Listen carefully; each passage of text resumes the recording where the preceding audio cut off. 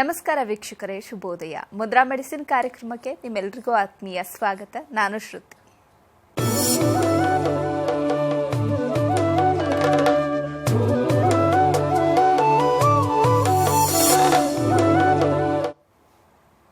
ಇವತ್ತಿನ ಮುದ್ರಾ ಮೆಡಿಸಿನ್ ಕಾರ್ಯಕ್ರಮವನ್ನು ನಡೆಸಿಕೊಡುವುದಕ್ಕೆ ಮುದ್ರಾ ಬ್ರಹ್ಮ, ಮುದ್ರಾ ರತ್ನ, ಮುದ್ರಾ ಶಿರೋಮಣಿ ಗುರೂಜಿ ಶ್ರೀ ಲಕ್ಷ್ಮೀ ಶ್ರೀನಿವಾಸ್ ರವರು ನಮ್ಮೊಂದಿಗಿದ್ದಾರೆ.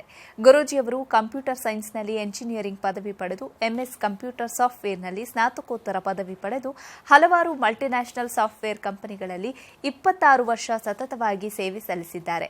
ಗುರೂಜಿಯವರು ವೇದ ವಿಜ್ಞಾನ, ಜ್ಯೋತಿಷಿ ಶಾಸ್ತ್ರ ಹಾಗೂ ಪುರಾತನ ಮುದ್ರಾ, ಮಂತ್ರ, ಯಂತ್ರ, ತಂತ್ರಶಾಸ್ತ್ರಗಳಲ್ಲಿ ಸಂಶೋಧನೆ ನಡೆಸಿ ಔಷಧಿ ರಹಿತ ಜೀವನ ನಡೆಸುವುದು ಹೇಗೆ ಹಾಗೂ ಮನೆಗೊಬ್ಬ ವೈದ್ಯನಾಗುವುದು ಹೇಗೆ ಅಂತ ತಿಳಿಸಿಕೊಡ್ತಾ ಬಂದಿದ್ದಾರೆ. ಇದಲ್ಲದೆ ಭೂತ, ಪ್ರೇತ, ಮಾಟ, ಮಂತ್ರ, ತಂತ್ರಗಳ ಬಗ್ಗೆ ಸಂಶೋಧನೆ ನಡೆಸಿ ಮನೆಗೊಬ್ಬ ಮಾಂತ್ರಿಕ ಮತ್ತು ತಾಂತ್ರಿಕನಾಗುವುದು ಹೇಗೆ ಅಂತ ತಿಳಿಸಿಕೊಡ್ತಾ ಬಂದಿದ್ದಾರೆ. ಗುರೂಜಿಯವರು ಹಲವಾರು ಪುಸ್ತಕಗಳನ್ನು ಬರೆದು ಸಮಾಜಕ್ಕೆ ಜ್ಞಾನಾರ್ಜನೆ ಮಾಡಿದ್ದಾರೆ. ಸಮಾಜದ ಹಿತಕ್ಕಾಗಿ ಬೆಂಗಳೂರಿನಿಂದ ಸುಮಾರು 40 ಕಿಲೋಮೀಟರ್ ದೂರದಲ್ಲಿ ಉಚಿತ ಅನಾಥಾಶ್ರಮ, ವೃದ್ಧಾಶ್ರಮ ಹಾಗೂ ಮುದ್ರಾ, ಮಂತ್ರ, ತಂತ್ರ ಸಂಶೋಧನಾ ಕೇಂದ್ರವನ್ನು ಸ್ಥಾಪನೆ ಮಾಡ್ತಾ ಇದ್ದಾರೆ. ಗುರೂಜಿಯವರನ್ನ ನಿಮ್ಮೆಲ್ಲರ ಪರವಾಗಿ ಕಾರ್ಯಕ್ರಮಕ್ಕೆ ಸ್ವಾಗತಿಸ್ತಾ ಇದ್ದೇನೆ. ಗುರುಗಳೇ ನಮಸ್ಕಾರ, ಕಾರ್ಯಕ್ರಮಕ್ಕೆ ಸ್ವಾಗತ. ಆತ್ಮೀಯ ವೀಕ್ಷಕ ಬಾಂಧವರಿಗೆಲ್ಲ ನಮಸ್ಕಾರ. ಗುರುಜಿ, ಇತ್ತೀಚಿನ ದಿನಗಳಲ್ಲಿ ನೋಡೋದಾದ್ರೆ ದೈಹಿಕ ಅನಾರೋಗ್ಯಕ್ಕಿಂತ ಮಾನಸಿಕ ಅನಾರೋಗ್ಯವೇ ಜಾಸ್ತಿ ಆಗಿದೆ. ಬಿಕಾಸ್ ಆಫ್ ಟೆನ್ಷನ್ ಅಂತಾನೆ ಹೇಳ್ಬೋದು. ವರ್ಕ್ ಟೆನ್ಷನ್ ಆಗಿರ್ಬೋದು, ಮನೆಯಲ್ಲಾಗಿರ್ಬೋದು, ಹೊರಗಡೆ ಆಗಿರ್ಬೋದು, ಮಕ್ಕಳಿಂದ ಆಗಿರ್ಬೋದು, ಹೆಂಡತಿಯಿಂದ ಆಗಿರ್ಬೋದು, ಅಥವಾ ಗಂಡನಿಂದ ಆಗಿರ್ಬೋದು, ಎಲ್ಲರಿಂದನೂ ಕೂಡ ಟೆನ್ಷನ್ ಫ್ರೀ ಲೈಫ್ನ ಹೇಗೆ ಲೀಡ್ ಮಾಡೋದು ಗುರುಜಿ? ನೀವು ಹೇಳೋ ಸತ್ಯ ಇವತ್ತು. ಯಾಕಂದರೆ ಎಲ್ಲ ಇದ್ರೂ ಕೂಡ ನಮಗೆ ಮನಸ್ಸಿಗೆ ಪೀಸ್ ಆಫ್ ಮೈಂಡ್ ಇಲ್ಲ. ಹೌದು, ಮೈಂಡ್ ಎಲ್ಲಿದೆ ಅಂತ ಯಾರಿಗೂ ಗೊತ್ತಿಲ್ಲ. ಆದರೆ ಮೈಂಡ್ಗೆ ಪೀಸ್ ಆಫ್ ಮೈಂಡ್ ಬೇಕು ಅಂತ ಎಲ್ಲ ಯೋಚನೆ ಮಾಡ್ತಾರೆ. ಸಂತೃಪ್ತಿ ಜೀವನನೂ ಇಲ್ಲ. ಯಾಕಂದರೆ ನನ್ನ ಗುರುಗಳು ಹೇಳ್ತಾ ಇದ್ರು ಒಂದ್ಸಲ, ನನಗೆ 500 ಕೋಟಿ ಆಸ್ತಿ ಇದೆ, ಒಂದು 50 kg ಚಿನ್ನ ಇದೆ, ಒಂದು 70 kg ಬೆಳ್ಳಿ ಇದೆ, ಸಿಕ್ಕಾಬಟ್ಟೆ ಮನೆ ಇದೆ, ಎಲ್ಲ ಇದೆ, ಕೋಟ್ಯಾಂತರ ರೂಪಾಯಿ ಆಸ್ತಿ ಇದೆ ಅಂತ ಅಂದಾಗ ಆ ಆಸ್ತಿ ಅನುಭವಿಸೋಕ್ಕೆ ಒಳ್ಳೆ ಮನಸ್ಸಿರಬೇಕು, ಒಳ್ಳೆ ಆರೋಗ್ಯ ಇದೆಯಾ ಅಂತ ಫಸ್ಟ್ ನೋಡು ಅಂತ ನನ್ನ ಗುರುಗಳು ಹೇಳ್ತಾ ಇದ್ರು. ಇಷ್ಟೆಲ್ಲ ಇದ್ರೂ ನಂಗೆ ಒಳ್ಳೆ ಆರೋಗ್ಯ ಇಲ್ಲ, ಒಳ್ಳೆ ಮನಸ್ಸು ತೃಪ್ತಿ ಇಲ್ಲ ಅಂದರೆ ನಿಂಗೆ ಅಷ್ಟು ಕೋಟ್ಯಾಂತರ ರೂಪಾಯಿ ಆಸ್ತಿ ಇದ್ರೆ ಏನು ಲಾಭ? ಒಂದು 50 ಮನೆ ಇದ್ರೆ ಏನು ಲಾಭ? 500 kg ಚಿನ್ನ, ಒಂದು 10,000 kg ಬೆಳ್ಳಿ, ಕೋಟ್ಯಾಂತರ ರೂಪಾಯಿ ದುಡ್ಡು ಮನೆ ಒಳಗಿದ್ರೆ ಏನು ಲಾಭ? ಒಳ್ಳೆ ಆ ಆಸ್ತಿ ಅನುಭವಿಸೋಕ್ಕೆ, ಆ ಐಶ್ವರ್ಯವನ್ನು ಅನುಭವಿಸೋಕ್ಕೆ ಒಳ್ಳೆ ಆರೋಗ್ಯ ಇಲ್ಲ. ಡಯಾಬಿಟಿಸ್ ಅಂತೆ, BP ಅಂತೆ, ಗ್ಯಾಸ್ಟ್ರೆಟಿಕ್ಸ್ ಅಂತೆ, ಹೆಚ್ಚಿಗೆ ಹೊತ್ತು ಕೂರೋಕ್ಕಾಗಲ್ಲ, ಮೊಳೆ ರೋಗ, ಪೈಲ್ಸ್ ಅಂತೆ, ಆಮೇಲೆ ದಮ್ ರೋಗ, ಹಾರ್ಟ್ ನೋವು, ಎದೆ ನೋವು, ಹೊಟ್ಟೆ ನೋವು, ಇದೆಲ್ಲ ಇದ್ದಾಗ 500 ಕೋಟಿ 5,000 ಜಮೀನು ಏನಿವೆಲ್ಲ ಹೇಳ್ತಾರು. ಎಲ್ಲ ಇದ್ದರೆ ನಿನ್ನ ಮನಸ್ಸಿಗೆ ತೃಪ್ತಿ ಆಗುವಂಥದ್ದು. ನಿನ್ನ ಮನಸ್ಸಿಗೆ ಆನಂದ ಇದೆಯಾ? ದೇಹಕ್ಕೆ ಆನಂದ ಇದೆ, ಏನು ಬೇಕಾ ತಿಂದ್ಬಿಡ್ತೀವಿ, ಆನಂದ ಆಗುತ್ತೆ ದೇಹಕ್ಕೆ. ಅಪ್ಪ ತೃಪ್ತಿ ಆಯ್ತಪ್ಪ, ನಾನು ಚೆನ್ನಾಗಿದ್ದೀನಪ್ಪ. ಒಂದು 5 ಬಾಟ್ಲು ಕುಡಿದ್ರೆ ಮನಸ್ಸು ತೃಪ್ತಿ ಆಯಿತು ಅಂತಾರೆ. ಒಂದು 20 ಇಡ್ಲಿ ತಿಂದಾಗ ಹೊಟ್ಟೆ ತುಂಬಿತು ಅಂತಾರೆ. ಒಂದು 50 ಹೋಳಿಗೆ ತಿಂದಾಗ ಹೊಟ್ಟೆ ತುಂಬಿತು ಅಂತಾರೆ. ಹೊಟ್ಟೆ ಶರೀರ ತೃಪ್ತಿ ಆಯಿತು, ಮನಸ್ಸಿಗೆ ಪುಳಿಯೋಗರೆ, ಚಿತ್ರಾನ್ನ, ಕಾಫಿ, ಟೀ ಹಾಕಿರೋ ತೃಪ್ತಿ ಆಗಲ್ಲ. ಮನಸ್ಸಿಗೆ ತೃಪ್ತಿ ಆಗಬೇಕು ಅಂತಂದರೆ ಅದೇ ಬೇರೆ ಯೋಗ. ಆದ್ದರಿಂದ ಮನಸ್ಸಿಗೆ ತೃಪ್ತಿ ಆಗಬೇಕು ಅಂದಾಗ ನಾವು ಯೋಚನೆ ಮಾಡಿದಾಗ ಯಾವುದಕ್ಕೂ ಅಟ್ಯಾಚ್ಮೆಂಟ್ ಆಗಿರಬಾರ್ದು. ನಾವೆಲ್ಲದಕ್ಕೂ ಅಟ್ಯಾಚ್ಮೆಂಟ್ ಆಗಿದ್ವಲ್ಲ, ಅದಕ್ಕೆ ಟೆನ್ಷನ್ ಜಾಸ್ತಿ. ಡಿಟ್ಯಾಚ್ಮೆಂಟ್ ಆದಾಗ ಮನಸ್ಸು ತೃಪ್ತಿ ಆಗ್ತದೆ. ಕಾರ್ ಇದೆ ಅಂದ ತಕ್ಷಣ ಅಯ್ಯೋ ಪೆಟ್ರೋಲ್ ಹಾಕ್ಸ್ಬೇಕು, ಪೆಟ್ರೋಲ್ ಇಲ್ಲ, ದುಡ್ಡಿಲ್ಲ, ಅದಿಲ್ಲ, ಇದಿಲ್ಲ, ಬರೀ ಮನಸ್ಸು ಟೆನ್ಷನ್ನು. ಇಲ್ಲಿ ಊಟ ತಿಂದಿಲ್ಲ, ಬಟ್ಟೆ ಇಲ್ಲ ಅಂತ ಯೋಚನೆ ಮಾಡ್ತಿಲ್ಲ, ಅಯ್ಯೋ ಕಾರು, ಅಯ್ಯೋ ಆಫೀಸಲ್ಲಿ ಹಿಂಗಾಗೋಯ್ತು, ಬರೀ ಆಫೀಸ್ ಟೆನ್ಷನ್ನು. ಅವ್ನಿಗೆ ಊಟಕ್ಕೆ ಬಟ್ಟೆ ಇದೆ, ತಿನ್ನೋಕ್ಕೆ ಊಟ ಇದೆ, ಆದರೆ ಟೆನ್ಷನ್ ಆದ್ರಿಂದ ಆಫೀಸಿಂದ, ಬಿಸ್ನೆಸ್ಸಿಂದ. ಹೀಗೆ ಮನಸ್ಸಿಗೆ ಯಾವಾಗ ನಮಗೆ ತೃಪ್ತಿ ಆಗಿಲ್ವೋ ಆಗ ಅವನಿಗೆಲ್ಲವೂ ಭಾರ ಅನಿಸುತ್ತೆ.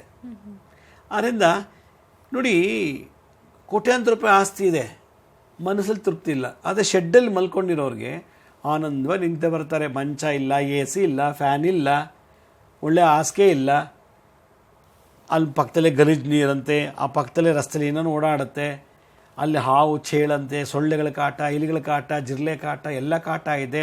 ಸಣ್ಣ ಶೆಡ್ಡು, ಆ ಶೆಡ್ಡೊಳಗಡೆ ಗುಡಿಸ್ಲಲ್ಲಿ ಭರ್ಜರಿಯಾಗಿ ನಿದ್ದೆ ಮಾಡ್ತಾರೆ. ಅದೇ AC ಡನ್ಲಪ್ ಬೆಡ್ ಮೇಲೆ ಒಳ್ಳೆ 10,000-20,000 ರೂಪಾಯಿ ಮರದಲ್ಲಿ ಮಾಡಿರೋ ಕಾಟು ಮಂಚ, ಆದಮೇಲೆ ಡನ್ಲಪ್ ಬೆಡ್ಡು, ಸುತ್ತಲೂ ಸೊಳ್ಳೆ ಪರ್ದ, AC ಆನ್ ಆಗಿದೆ, ಫ್ಯಾನ್ ಆಗಿದೆ, ಏನು ಇಂಟೀರಿಯರ್ ಡೆಕೋರೇಷನ್ ಅಂಥ 100% ವಾಸ್ತು ಮನೇಲಿ ನಿದ್ದೆ ಬರಲ್ಲ, ಸ್ಲೀಪಿಂಗ್ ಟ್ಯಾಬ್ಲೆಟ್ಸ್ ತೊಗೊಂಡು ಮಲ್ಕೋತಾನೆ. ಫುಟ್ಪಾತಲ್ಲಿರೋನಿಗೆ ಯಾವ ಸ್ಲೀಪಿಂಗ್ ಟ್ಯಾಬ್ಲೆಟ್ಸ್ ಇಲ್ಲ, ಅವನಿಗೆ ಅಟ್ಯಾಚ್ಮೆಂಟ್ ಇಲ್ಲ, ಇವನಿಗೆ ಅಟ್ಯಾಚ್ಮೆಂಟ್ ಜಾಸ್ತಿ ಇದೆ. ಆದ್ದರಿಂದ ಯಾವಾಗ ನಮಗೆ ಅಟ್ಯಾಚ್ಮೆಂಟ್ ಕಮ್ಮಿ ಆಯಿತೋ ಮನಸ್ತೃಪ್ತಿ ಆಯಿತು ಅಂತ ನನ್ನ ಭಾವನೆ.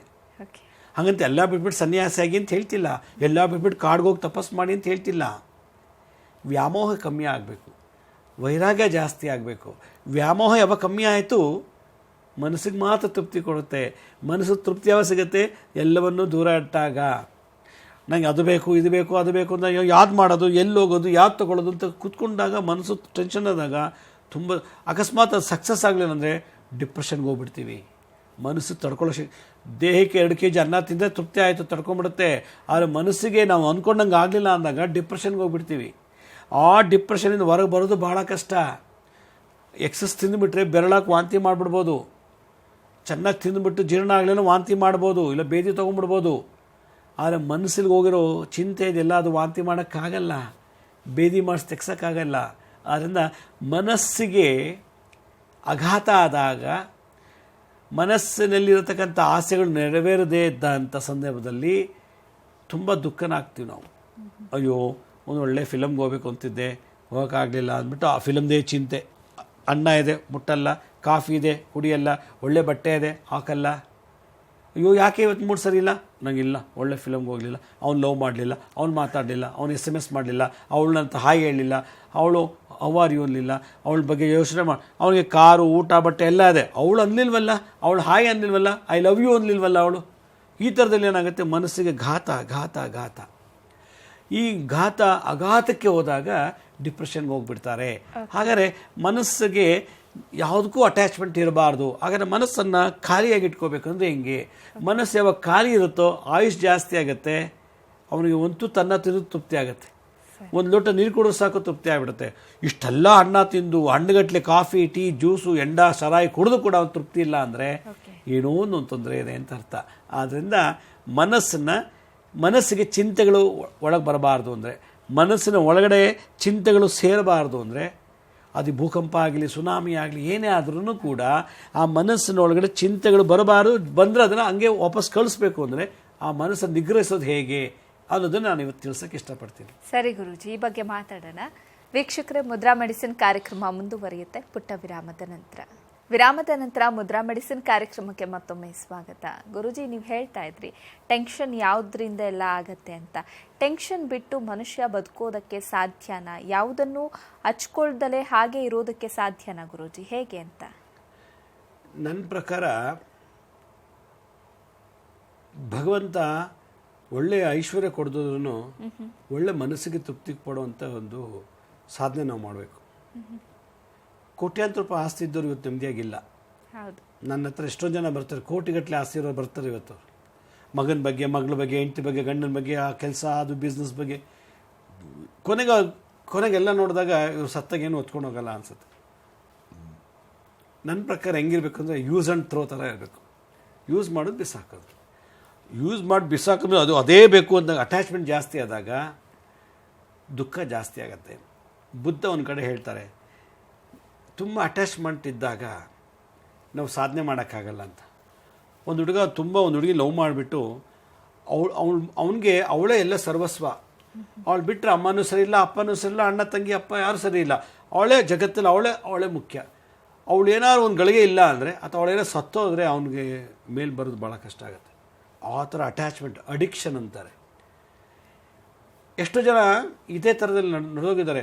ಲವ್ ಅಫೇರ್ನಲ್ಲಿ ಫೇಲ್ ಆಗಿರೋರು, ಬಿಸ್ನೆಸ್ಸಲ್ಲಿ ಲಾಸ್ ಆಗಿರೋರು, ಮತ್ತು ಎಜುಕೇಷನಲ್ಲಿ ಫೇಲ್ ಆಗಿರೋರು, ಈ ಥರದವರೆಲ್ಲ ಏನಾಗಿಬಿಟ್ಟಿದೆ, ತುಂಬ ತಲೆ ಹಚ್ಕೊಂಡ್ಬಿಟ್ಟು ನಾನು ಹಿಂಗೆ ಇರ್ತೀನಿ, ಇಷ್ಟೇ ನನ್ನ ಲೈಫ್ ಅಂದ್ಕೊಂಡ್ಬಿಟ್ಟಿದ್ದಾರೆ. ತಪ್ಪದು. ಮನಸ್ಸಿಗೆ ಆಘಾತ ಆದಾಗ, ತುಂಬ ನೋವಾದಾಗ, ದುಃಖ ಆದಾಗ ದೇಹಕ್ಕೆ ಆಗ್ತಿಲ್ಲ. ಇದು ದೇಹಕ್ಕೆ ಯಾವತ್ತೂ ನೋವಾಗಲ್ಲ, ಮನಸ್ಸಿಗೆ ನೋವಾಗುತ್ತೆ. ಕಠೋರವಾಗಿ ಮಾತಾಡಿದಾಗ ಅಥವಾ ನಮಗೆ ಸೇರಬೇಕಾದದ್ದು ಸೇರಲಿಲ್ಲ ಅಂದಾಗ, ನಾವು ಮಾಡಬೇಕಾದಂಥ ಕೆಲಸ ಮಾಡೋಕ್ಕಾಗಲಿಲ್ಲ ಅಂದಾಗ, ನಾವು ಕೊಡಬೇಕಾದದ್ದು ಕೊಡೋಕ್ಕಾಗಲಿಲ್ಲ ಅಂದಾಗ, ತೊಗೊಳ್ಬೇಕಾದ್ದು ನಾವು ತೊಗೊಳಕ್ಕಾಗಲಿಲ್ಲ ಅಂದಾಗ ಮನಸ್ಸು ತುಂಬ ನೊಂದ್ಕೊಳ್ಳುತ್ತೆ. ಅಯ್ಯೋ ನಿಂಗೆ ಆಯ್ತಲ್ಲ, ಅಯ್ಯೋ ಹಿಂಗೆ ಮಾಡಿಬಿಟ್ನಲ್ಲ, ಅಯ್ಯೋ ಹಿಂಗೆ ಯಾಕಾಯಿತು, ಅಯ್ಯೋ ಈ ಥರ ಮಾಡಿದ್ರೆ ಏನಾಗ್ತಿತ್ತು ಅಂಥೇಳಿ ನಾವು ತುಲನೆ ಮಾಡ್ತೀವಿ. ಜಡ್ಜ್ಮೆಂಟ್ ಫ್ಯಾಕ್ಟರ್ ತಗೋತೀವಿ. ಈ ಎಲ್ಲ ಪ್ರೋಟೋಕಾಲ್ಸು ಒಂದೇ ಸಲ ಅಟ್ಯಾಕ್ ಆಗಿಬಿಟ್ರೆ ಮನುಷ್ಯ ಹುಚ್ಚನಾಗ್ಬಿಡ್ತಾನೆ. ಎಷ್ಟೋ ಜನ ಈ ಆಘಾತಕ್ಕೆ ಒಳಗಾಗ್ಬಿಟ್ಟು ಅದನ್ನು ತೆಗೆಯೋಕ್ಕಾಗ್ದೇ ಸ್ಕಿಜೋಫರ್ನಿಯಾ, ಹಿಸ್ಟೀರಿಯಾ, ಫೋಬಿಯಾ, ಡೆಮೆನ್ಷಿಯಾ ಇನ್ನೂ ಕಾಯಿಲೆ ತುತ್ತಾಗ್ಬಿಟ್ಟಿದ್ದಾರೆ. ಕಾರಣ ಎಲ್ಲವನ್ನೂ ಮನಸ್ಸಿಗೆ ತಗೊಂಡು ಹಾಕೊಂಡ್ಬಿಡ್ತಾರೆ. ನಮ್ಮ ಮನಸ್ಸು ಡಸ್ಟ್ಬಿನ್ ಇದ್ದ ಹಾಗೆ, ಬೇಡದ್ದದ್ದು ಬೇಕಾಗೋದೆಲ್ಲ ತುಂಬ್ಕೋತೀವಿ. ನಮಗೆ ಬೇಡದೇ ಇರೋದನ್ನು ತೆಗೆದುಹಾಕುವಂಥ ಚಾಣಾಕ್ಷತೆ ಇದ್ದರೆ ಮಾತ್ರ ಮನುಷ್ಯ 100 ವರ್ಷ ಬದುಕ್ತಾನೆ, ಮಹಾ ಸಾಧಕನಾಗ್ತಾನೆ. ಅವನ ಬಗ್ಗೆ ಕೆಲಸಕ್ಕೆ ಬಾರ್ದದು, ಅವಳ ಬಗ್ಗೆ ಕೆಲಸಕ್ಕೆ ಬಾರ್ದಿರೋದು, ಅದು ಲೆಕ್ಕಕ್ಕಿಲ್ಲ, ಯಾವುದೂ ಇಲ್ಲ. ನಮ್ಮನೆಗಿಂತ ಹೆಚ್ಚಾಗಿ ಬೇರೋ ಮನೆ ವಿಷಯನೇ ಜಾಸ್ತಿ ತಲೆಯಲ್ಲಿರುತ್ತೆ. ನನ್ನ ಹೆಂಡತಿ ಮಕ್ಕಳು ಗಂಡನ ಬಗ್ಗೆ ತಿಳ್ಕೊಳ್ಳೋದು, ಪಕ್ಕದ ಮನೆ ಹೆಂಡತಿ ಬಗ್ಗೆ, ಪಕ್ಕದ ಮನೆ ಗಂಡನ ಬಗ್ಗೆ, ಪಕ್ಕದ ಮನೆ ಮಕ್ಕಳ ಬಗ್ಗೆ ತಿಳ್ಕೊಳ್ಳೋದೇ ದೊಡ್ಡ ಸಾಹಸ ಇವತ್ತು. ಅದೇ ದೊಡ್ಡ ಅಚೀವ್ಮೆಂಟ್ ಅಂತಾರೆ ಜನ ಇವತ್ತು. ಅದನ್ನೇನು ಲಾಭ ಇಲ್ಲ. ಅವರ ಅಪ್ಪ ಅಮ್ಮ ಬೇರೆ, ಇವರ ಅಪ್ಪ ಅಮ್ಮ ಬೇರೆ. ಪಕ್ಕದ ಮನೆಯವನ ಬಗ್ಗೆ ಚಿಂತನೆ ಮಾಡೋ ಬದಲು ನಮ್ಮ ಬಗ್ಗೆ ನಾವು ಚಿಂತನೆ ಮಾಡಿದಾಗ ನನ್ನ ಲ್ಯಾಕುನ ಏನೋದು ಗೊತ್ತಾಗುತ್ತೆ, ನನ್ನ ಲೂಪ್ ಹೋಲ್ಸ್ ಏನು, ನನ್ನ ವೀಕ್ನೆಸ್ ಏನೋದು ಗೊತ್ತಾಗುತ್ತೆ. ಆ ವೀಕ್ನೆಸ್ ತೆಗೆದಾಕ್ದಷ್ಟು ನಾವು ಮನಸ್ಸು ಪರಿಶುದ್ಧವಾಗುತ್ತೆ. ಇದೇ ಹೇಳೋದು ತತ್ವ ಸಿದ್ಧಾಂತ. ಭಗವದ್ಗೀತೆಯಲ್ಲಿ ಕೃಷ್ಣ ಅರ್ಜುನಿಗೆ ಇದೇ ಉಪದೇಶ ಮಾಡ್ತಾನೆ. ಮನಸ್ಸಿನಲ್ಲಿ ಎಷ್ಟು ನಾವು ಕಲ್ಮಶ ಇಟ್ಕೊಳ್ತೀವೋ, ನೀನು ಆಗ ನನ್ನನ್ನು ಯಾರದ್ದು ಗುರ್ತಿಸೋಕ್ಕೆ ಸಾಧ್ಯ ಇಲ್ಲ. ಮನಸ್ಸಲ್ಲಿರೋ ಕೊಳೆ ತೆಗೆದಾಕು, ನಾನು ಯಾರು ನಿಂಗೆ ಗೊತ್ತಾಗತ್ತೆ. ಓ ಕೃಷ್ಣ ಮಹಾನ್ ಪವಾಡ ಮಾಡ್ತಾನಪ್ಪ, ಅವನು ಮ್ಯಾಜಿಕ್ಗಾರ, ಮೋಡಿಗಾರ ಅಂತ ಹೇಳ್ತಿರ್ತಾನೆ. ಭಗವಂತ ಪಕ್ಕದಲ್ಲಿದ್ರು ಕೂಡ ಅವನು ಭಗವಂತನ ಅಂಶ ಅಂತ ಗೊತ್ತೇ ಇರಲ್ಲ ಅವನಿಗೆ. ಅವ್ನಿಗೆ ಅರಿವೇ ಇಲ್ಲ ಅದರಲ್ಲಿ. ಇವನು ಯಾವ ಲೆಕ್ಕ ಅಂತೇಳಿ ನೆಗ್ಲೆಕ್ಟ್ ಮಾಡಿಬಿಟ್ಟು ಅಶ್ವಮೇಧ ಆಗದ ಕೂತರನ್ನು ತೊಗೊಂಡು ದೇಶ ಪರ್ಯಟನೆ ಮಾಡ್ತಾನೆ. ಕೊನೆಗೆ ಅವನ ಮಗನಿಂದನೇ ಸತ್ತೋಗ್ತಾನೆ, ಬಬ್ರುವಾನಿಂದ. ಕೊನೆಗೆ ಅವನನ್ನು ಮರ್ತಿದ್ದಕ್ಕೆ ಗುರು ಜೊತೆಲಿದ್ದು, ಒಬ್ಬ ಗೈಡು, ಮೆಂಟರು ಜೊತೆಲಿದ್ದರೂ ಕೂಡ ಅವನು ಉಲ್ಲಂಘಿಸ್ಬಿಟ್ಟು ಹೋದ, ಹೀಯಾಳಿಸ್ಬಿಟ್ಟು ಹೊಟ್ಟೋಗ್ತಾನೆ.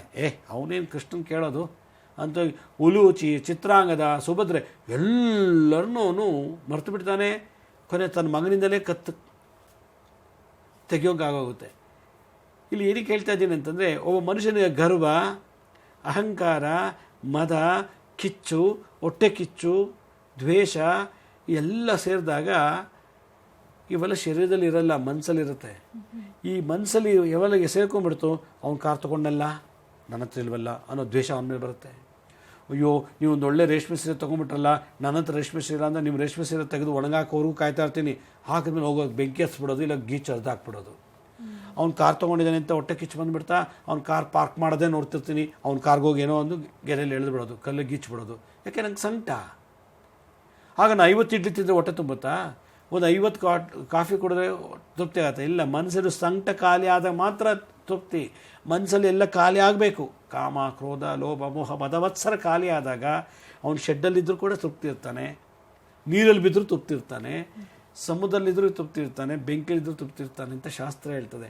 ಅದಕ್ಕೆ ಮನಸ್ಸನ್ನು ಶುದ್ಧೀಕರಣ ಮಾಡ್ಕೋಬೇಕು. ಬೆಳಗ್ಗೆಯಿಂದ ಸಂಜೆವರೆಗೂ ನಾವು ಏನು ಕೆಲಸ ಮಾಡಿರ್ತೀವೋ, ಒಬ್ಬವನು ತೊಂದರೆ ಕೊಟ್ಟಿರ್ತಾನೆ, ಒಬ್ಬ ಬೈದಿರ್ತಾನೆ, ಒಬ್ಬ ನಗ್ಸಿರ್ತಾನೆ, ಇನ್ನೊಬ್ಬ ಅಳಿಸಿರ್ತಾನೆ, ಇನ್ನೊಬ್ಬ ಕೋಪ ಮಾಡೋಂಗೆ ಮಾಡಿರ್ತಾನೆ.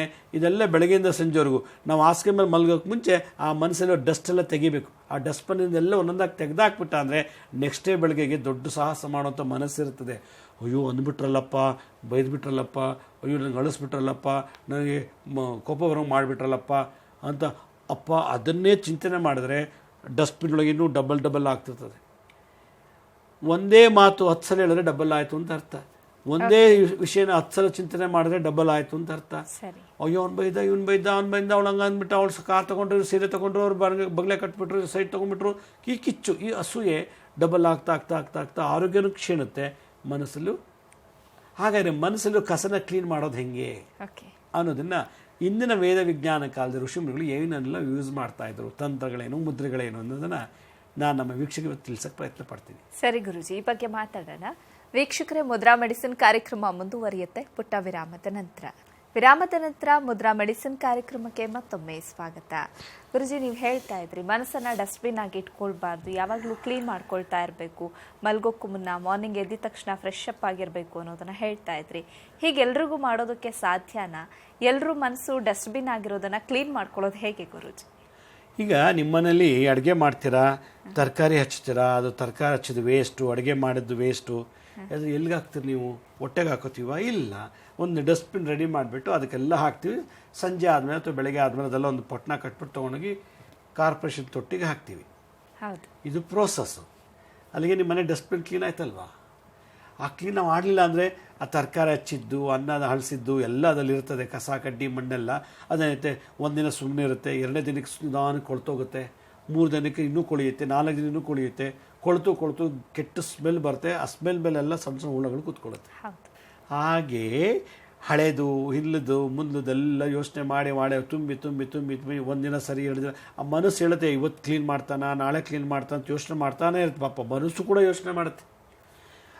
ಎಲ್ಲ ಅವನು ಬಂದ್ಬಿಟ್ಟ, ಇವನು ಅಂದ್ಬಿಟ್ಟ, ಅದಂತೂ ಇದೋಯ್ತು, ಅವಳು ಬಿಟ್ಬಿಟ್ಟ, ಅವ್ನು ಐ ಲವ್ ಯು ಅಂದಿಲ್ಲ, ಇವನು ಅವಳು ಐ ಲವ್ ಯು ಅಂದಿಲ್ಲ, ಅವಳ ಬಗ್ಗೆ ಇವನ ಬಗ್ಗೆ ಎಲ್ಲ. ಅಯ್ಯೋ ರಾಮ, ಅಷ್ಟು ಜೀವನದಲ್ಲಿ ಏನೆಲ್ಲ ಇದೋ ಊರಿನ ಜಗತ್ತಿನದೆಲ್ಲ ಅದ್ರೊಳಗೆ ಹಾಕಿ ಡಸ್ಟ್ಬಿನ್ ತುಂಬಿಬಿಡ್ತದೆ.